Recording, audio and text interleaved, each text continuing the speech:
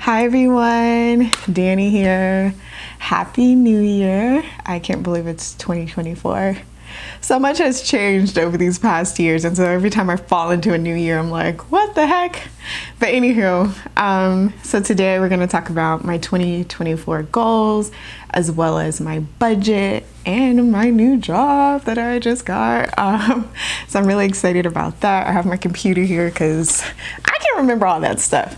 But if you're ready, let's get into it. Okay, so let's get into my financial goals, okay? All right, so I want to save $1,000 for my birthday trip in June, as well as $1,000 for my 5th annual fall reset. And I don't know if I've ever talked about it on this page, but every fall I take a fall reset trip. A lot happened a few years ago during that time, and that's just my time to reset before the holiday. And so those trips, I only said 1,000, although most of the time my trips are like $2,000 to $2,500 depending on where I'm going and for how long. But I plan to use a lot of my credit card points and rewards for this year so that I can focus my efforts to rebuilding my savings and all of that good stuff. So moving on to my moving fund. I want to save $1,000 for my moving fund. My lease is up in September, I believe, and I will be leaving. And so I'm just going to save up some money to have boxes, movers, and whatever else associated with that.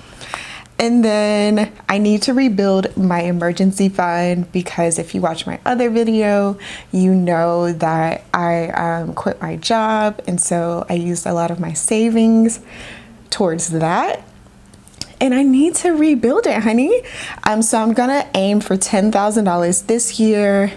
That's not like my biggest emergency fund amount, but I got to be cognizant of the other things that I have to do, and I feel comfortable with building up to 10K this year. And then for my Roth IRA, I put 7,000 because that's the maximum that you can do for 2024. And I think with that target date, I don't know if you know this, but you can actually contribute to your Roth IRA until tax time. And so what that means is for 2024, I can actually continue contributing to 2024's Roth IRA until April of 2025. So yeah, so I may extend that time and reduce the monthly amounts, but we'll see what happens. So let's talk about how I'll achieve these goals. So you see that I had already put the target date and the amounts. I'm going to just divide it by the amount that I want to save by each month. And so you'll see each month, I need to save $250 a month for my birthday trip, $125 for my 5th annual reset and my moving fund, $833 for my emergency fund, and then $583 for my Roth IRA. And when I calculated it, it's a little bit more than what I am expecting to have dispensable income. But I also don't know because, like I said, we're going to talk about this new job. So we'll figure that out. But I did want to give you an overview of how I plan to achieve those things.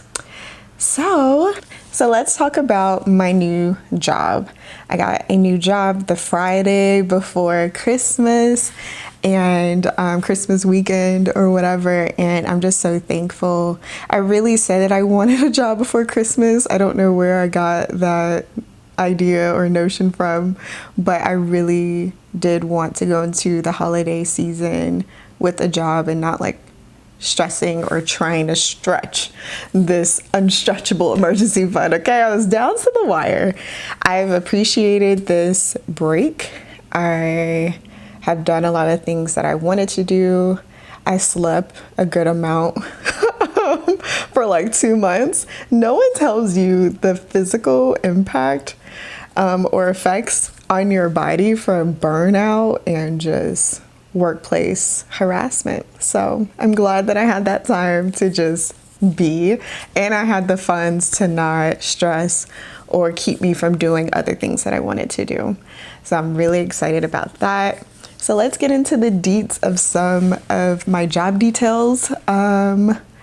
I really don't know much. It is fully benefited. I will have unlimited PTO. I will get to work from home full time. I will have like a chance to travel. So that's awesome. I took a slight pay cut, but I also get a bonus with this job and stock options and all of that good stuff. So it makes up for it. And I'll take anything to not have to work under the people that I had to work at my last job. So whatever. I'm still making a great amount of money. What else? That's all I know right now, but I will keep you guys posted. But I do want to talk about like my income and all of that good stuff. So let's roll over into my 2024 budget. I'm gonna bring my computer down. Okay. I look so little, my little hand. Okay. But Fat Joe is so comfortable, and yes, I'm always gonna sit in him. All right, so let's go into my 2024 budget. I'm gonna pull it up now. Okay. So for my income, I have a salary, right? But I won't know all of the ins and outs until I start. But I like going onto this website called Paycheck City, and what Paycheck City does, it helps you like estimate what your taxes and all of that stuff will be out of your paycheck. And so I did that and plugged it into my spreadsheet, and then I based everything else off of that. So with my fixed expenses, I'm not really changing much. It is what it is. But my progressive did go up $20. That sucks. And then the only other thing that went up is my Hulu Disney combo. I got like a deal. It was like $5.33 a month for like a year. And then now it's up to like 11 something. And so that is a $7 increase, but it's still free because I get free credits or something like that off of my credit card. So they'll charge it and then they'll give me a credit for Hulu. So thankful for that. Moving into my variable expenses / daily spending. That is where I'm going to try my best to reduce my spending. I have a lot of goals. I need to catch up on a lot of things. I also didn't invest oh my god, my belly. I should stop filming my videos at this time. Anyways, what was I saying? I wasn't investing the second half of the year, so didn't have a 401k, obviously. Wasn't putting anything in my brokerage, my Roth IRA, anything like that. So I do want to catch up, and so I'm going to try my best to reduce my spending. And so what does that look like? So it looks like me spending $400 a month on groceries and home expenses. And I put $100 for gas, but I usually average like $40 a fill up, and I only fill up like twice a month. I don't go anywhere. And then with me starting back working, I probably won't leave even more. So hopefully we can get that to that amount for spending and fun. I am gonna aim for $200 a month. Yeah. Which is pretty good. I feel like that's like $50 a week on something. I go to a lot of free events, so I feel like that's okay, at least for this year. And then eating out, I'm gonna do that for $200 a month as well. So that totals all the way up to $900. I was usually averaging about $1,500 a month on all of those categories, and sometimes even more, just because I would just say yes to all the things. But I'm going to shoot for this.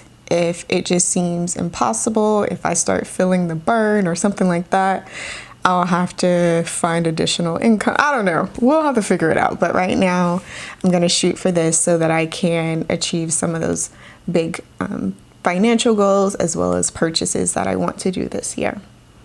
And then with my savings and investing, we've already talked about my emergency and travel funds. And so I'm just going to plot those amounts into my budget and I'll put those back on the screen. Okay. So I feel like that is it for my goals and my budget and my new job. I don't really have any concerts or anything that I want to go to or do this year.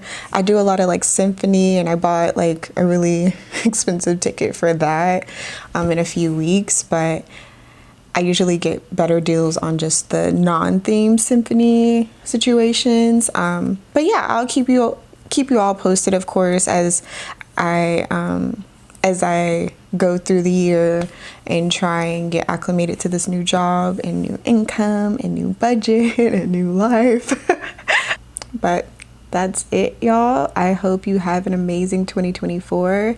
Good luck with your goals. Put some of them down there in the comments so I can see what y'all are planning on doing this year.